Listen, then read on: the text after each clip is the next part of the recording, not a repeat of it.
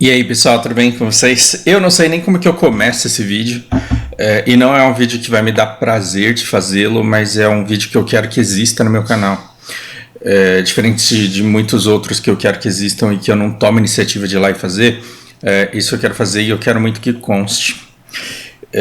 Eu quero dividir com vocês impressões a respeito do resultado das eleições e sinceramente, quem é que vai ocupar o cargo de prefeito e que destino a cidade vai ter, que destino imediato a cidade vai ter pelos próximos 4 anos aí, nem é o ponto que mais me interessa, nem é o ponto que mais me fascina, nem é o ponto que mais me faz pensar e refletir.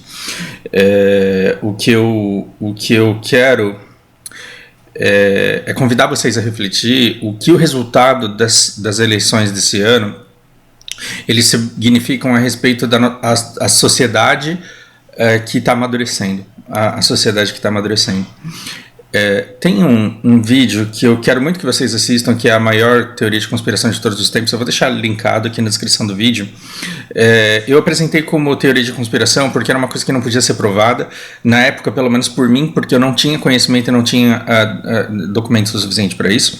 Hoje em dia aquilo já está mais do que provado, é conhecimento público, e eu acho que é um vídeo que deveria ser visto por mais pessoas para que elas sejam convidadas a reflexões a respeito do que foi a estratégia Steve Bannon, do que foi a Cambridge Analytica e do que ela está sendo até hoje. E sinceramente, no começo do ano passado, até no começo desse ano de pandemia, eu fiquei extremamente deprimido, desesperançoso com o futuro da humanidade, da sociedade, porque não era um problema brasileiro, era um problema americano também, era um problema britânico, era um problema no mundo inteiro.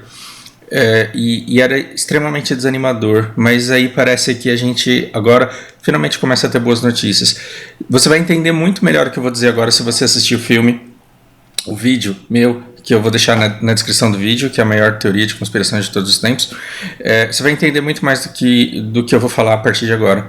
E partindo do pressuposto que você já entende o que é Cambridge Analytica e que você já entende o que é Steve Bannon na vida das pessoas e na sociedade brasileira e americana, então eu vou dar as minhas impressões. Perceba, eu coloquei aqui no Facebook uns dias atrás o seguinte post, leiam comigo aqui. Se de repente um candidato aparece no segundo turno com um número enorme de alianças, isso pode significar que o cara é tão bonito que todo mundo quer vê-lo na prefeitura, e isso foi uma piada, claro, foi sarcasmo. O cara é o arauto da justiça, o portador da luz, o ungido salvador, e todo mundo só percebeu isso agora. Mais uma vez sarcasmo, porque é como se um monte de gente quisesse ganhar, mas aí no segundo turno, de repente, todo mundo percebesse que aquele cara é o certo. E aí todo mundo vai fazer propaganda daquele cara, porque ele é honesto, porque ele é salvador, porque ele vai acabar com os pedófilos comunistas, porque ele vai acabar com tudo que tá aí. E de repente você começa a apoiar alguém que de repente começou a ser virtuoso, sendo que no primeiro turno você estava atacando o cara e falando que ele não prestava e que ele era o pedófilo comunista. Você está vendo como o pedófilo comunista virou apelo, virou Hadouken para tudo que é campanha de qualquer pessoa que seja para você destruir e anular qualquer pessoa que você não goste? Veja bem. Agora, a terceira opção. O cara é bom de articulação. E ele é tão bom que ele conseguiu apoio sem virar refém de ninguém em sua gestão. Logo, provavelmente conseguirá dar cabo do seu plano, que na teoria e no discurso parecem bons. Eu acho que vocês já entenderam de quem eu estou falando. Guilherme Boulos chegou com um monte de aliança. Tava o PSOL, o PT, todo mundo com ele, Ciro. E aí você vê se esse cara ele realmente for bom de articulação, então ele conseguiu o apoio de todas essas pessoas sem ficar devendo contraparte. Claro, a negociação ali dentro do lógico do comum, mas ele não se tornaria refém dessa aliança, e a Prefeitura de São Paulo ela não seria governada por múltiplos interesses. Caso ele fosse bom de articulação, ele conseguiria esse apoio e depois ele conseguiria articular dentro da Prefeitura. Ele tem essa habilidade? Não sabemos. Deveríamos ter dado uma chance para ele provar isso? Não sei, sinceramente não sei. Ah, mas o outro é bom? O outro é péssimo. Tá muito difícil, a gente tá muito ruim de político. Mas a gente só vai ter político bom o dia que a gente souber o que a gente quer. E é por isso que eu tô aqui. É por isso que eu tô aqui, porque eu quero mostrar para vocês o quanto a nossa sociedade, por mais que a gente odeie a nossa própria sociedade, ela está amadurecendo e a gente está passando por uma coisa que outros países da Europa também já passaram, que é finalmente descobrir qual é a nossa identidade e saber exatamente o que a gente quer, porque a gente caiu numa pegadinha de Steve Bannon, onde você virou pro seu primo, pra sua vizinha, pra sua tia, e vocês quiseram se agarrar na ceia de Natal, porque vocês se viam como o fascista ou comunista, sendo que ninguém conseguia dizer exatamente o que é isso. Vocês só sabiam que o outro não prestava. Vocês só sabiam que o outro lado não prestava. E parece que, assim, tal qual um vírus que você pega e lentamente o corpo ele começa a desenvolver imunidade contra aquilo, parece que a doença Steve Bannon, através da Cambridge Analytica, ela pegou todos os brasileiros, ou grande parte deles, assim, se você não era robô propagando mentira, você era uma pessoa desavisada compartilhando essas mentiras, e estava em todos os espectros, em todos os lados. E aí é como se você tivesse pego o coronga da política, como se você tivesse entendido que bastava aniquilar o outro e aí o país ele progrediria, ele iria para frente. Caso contrário, nós viraríamos Venezuela, caso contrário, nós viraríamos Auschwitz. E não era assim. E parece que a gente precisou de uns 2 anos aí para que não só o Brasil, mas que o mundo, os Estados Unidos, o Brasil, a Inglaterra, os lugares onde a coisa pegou mais forte, Filipinas está encrencada agora, os lugares onde essa polarização pegou, tal qual um corpo que pega coronga e sofre durante muito tempo, parece que de repente a sociedade está desenvolvendo anticorpos e está querendo voltar para a sua situação normal. Uma situação em que você olha para o seu primo, para o seu tio, para sua vizinha, para sua avó, para aquelas pessoas que você sempre amou e que sempre foram boas, e perceba que elas continuam boas e que elas nunca foram iníquas e que elas nunca quiseram a destruição do país. Que mesmo acreditando em coisas que não eram verdade, porque todo mundo foi enganado em todos os lados, mesmo acreditando em coisas que não eram verdade, todo mundo estava lutando pelo melhor do país, todo mundo estava lutando por aquilo que acreditava. E aí, de repente, as pessoas pararam para pensar e disseram: eu servi de massa de manobra para fins políticos e eu não estou me beneficiando desses fins. Salvo se você é muito assíduo do Terça Insana, Terça Livre, ou da Jovem Pan, ou desses canais que ainda conseguem olavizar as pessoas e deixá-las com um medo enorme de que o comunismo chegue aqui e leve tudo que você tem. Salvo se você ainda está muito manipulado por esse espectro, você deve estar percebendo que esse espectro está diminuindo, que as pessoas estão se cansando desse ódio. E que elas estão olhando para aquele cara que veste aquela camiseta vermelha e estão vendo que ele não é um perigo à propriedade privada, porque o negócio ele não vai se autodestruir a qualquer momento. E você está lembrando que você jogava bola com o cara, e você está lembrando que no fim ele só estava exaltado porque ele queria o melhor para o país. Esses são os anticorpos de um novo Brasil, e eu estou bastante otimista em relação a isso. Eu estou bastante otimista em relação a isso, porque o resultado das eleições mostra que o Brasil está preferindo o péssimo do que o desconhecido radical. O Boulos ele mudou o discurso dele porque ele percebeu que se ele continuasse naquele extremo que ele estava, ele não conseguiria emplacar, ele não chegaria a 40% como ele chegou. Se ele tivesse continuado com aquele extremo, ele teria levado um percentual muito pequeno da população, porque as pessoas não querem mais esse discurso radical. Por isso, no final das eleições, você teve um diálogo, um debate civilizado entre os dois. E você olhava e falava: cadê a pancadaria? Cadê o xingamento? Cadê as acusações? E de repente os caras estão debatendo ideias e você fala: caraca, o que está acontecendo com o debate? E aí de repente você gosta e você fala: nossa, no fundo era isso que eu queria. No fundo era isso que eu queria, as pessoas discutindo ideias, discutindo projetos. A respeito de tortura, a nossa capacidade adaptativa do ser humano, ela é tão foda, mas ela é tão foda, que se você pegar para uma pessoa torturada, se ela quer trocar de torturador, ela vai dizer que não. Eu vou repetir. Você é pego, levado para um campo de concentração, sei lá, e você tem um torturador que todo dia ele te tortura de alguma forma. Se você perguntar pro torturado se ele quer trocar de torturador, a probabilidade dele dizer que não é muito grande. Por quê? Porque a gente se acostuma com a dor. E é melhor uma dor que você espera do que uma dor que você não sabe o que é.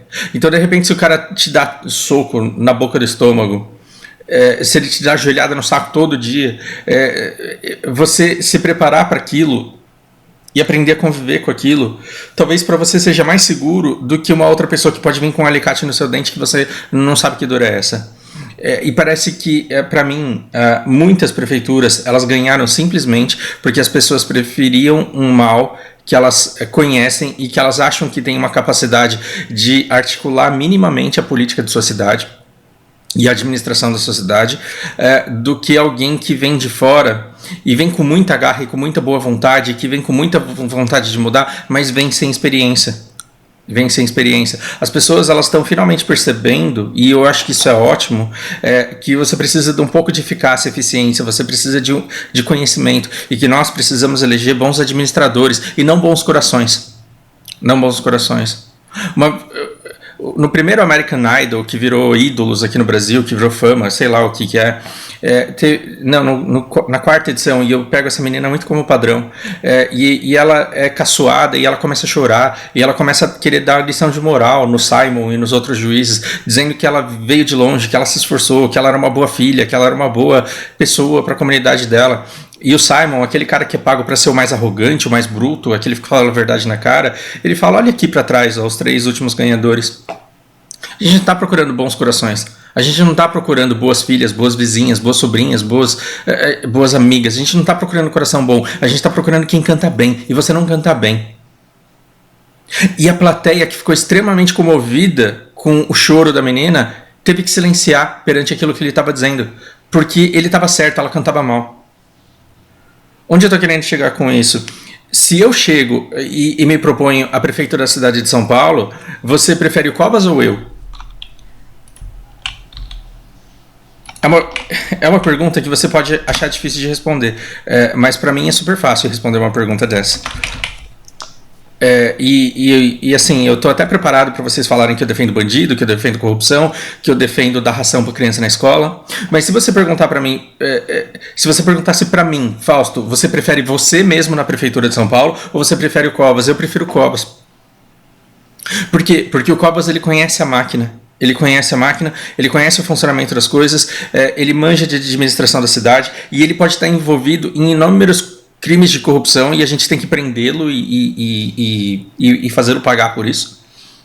Mas, na gestão, ele é uma pessoa muito mais eficiente do que eu, porque eu chegaria à prefeitura de São Paulo perdido, sem saber o que está acontecendo, levaria 4 anos para me inteirar do funcionamento da cidade, levaria 4 anos para eu conhecer todas as pessoas que eu preciso conhecer, para que elas consigam articular a cidade bem, e aí o meu mandato acabaria, a cidade estaria destruída, porque é simplesmente a minha boa vontade, a minha garra, a minha determinação, elas não são suficientes para realizar alguma coisa. Então, imagina que não fosse um político, imagina que não fosse administrador de uma cidade, imagina que o cargo fosse para neurocirurgião, você está com um problema no cérebro, você tem um mini tumor do cérebro.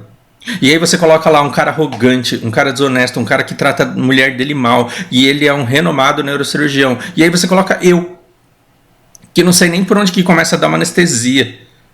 Eu preciso de um anestesista e depois eu preciso que as enfermeiras me ensinem a fazer o corte, porque eu não sei. E depois eu não sei o que eu tenho que tirar. Então, quem é melhor? Um cara que manja daquilo que ele está fazendo ou uma pessoa de bom coração? E a nossa sociedade ela está começando, parece que finalmente a entender que bom coração e virtude, valor não basta. E que você precisa de pessoas que saibam articular. E pela primeira vez a gente está demandando das pessoas que elas tenham um diálogo. E que elas tenham um plano, e que elas tenham um pé no chão, e acho que por isso muitas candidaturas aí não emplacaram, porque as pessoas que estão vindo com o ímpeto de mudar pela virtude, elas não estão encontrando aquele apoio que elas esperavam ter, não estão tendo aquele apoio que estava funcionando no ano de 2018. O público eleitor do Brasil de 2018, ele é completamente diferente do público eleitor de agora, porque as pessoas elas foram pegas de surpresa numa polarização desgraçada, onde o Zap estava bombando, onde o Facebook estava bombando, onde estava todo mundo se batendo e todo mundo com medo de chegar à Venezuela aqui, ou os nazistas aqui. Estava todo mundo com muito medo do que a inação das pessoas poderia causar na sociedade. E agora elas olham para trás e elas veem que todo aquele ímpeto, todo aquele calor, todo aquele ódio, ele contribuiu muito pouco para o cenário do jeito que ele está hoje. Então, eu acho isso bastante saudável. E eu acho que o próximo passo é a gente brigar cada vez menos, é a gente ver no outro alguém que é o melhor para o país também, e que cada vez mais a gente convirja para um ponto de diálogo em que a gente consiga dizer exatamente o que a gente quer, e aí a sociedade como um todo terá upado. Pode ser um otimismo babaca da minha parte, pode ser um otimismo babaca, mas eu acho que as pessoas elas estão migrando mais para mesmo sabendo que a gente não tem opções boas, elas estão optando pelas opções menos ruins e mais plausíveis, e onde você tem mais campo para negociação e para o diálogo. Eu acho isso uma coisa super importante.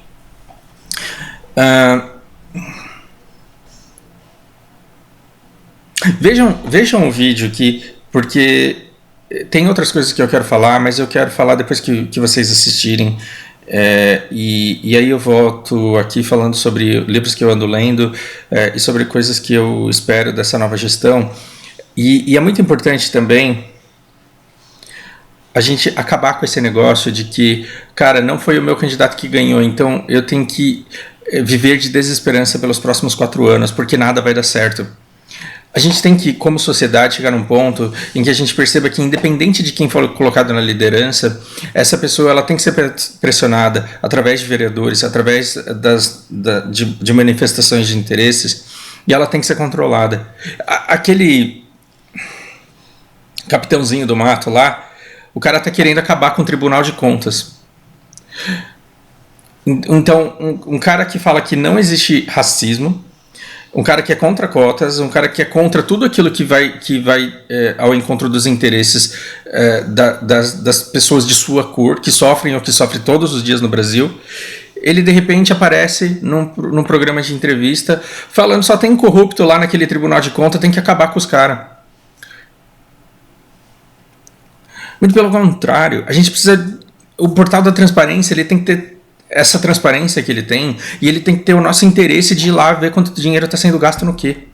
A gente só sabe quanto que o Covas gastou naquele Anhangabaú graças a esse portal. A gente só sabe o cocô que foi feito no Anhangabaú, aquele centro de alagamento que se tornou a cidade, graças ao Tribunal de Contas. Como que você quer acabar com um negócio que é a nossa única arma a favor do acompanhamento de como a gestão da cidade tem sido feita?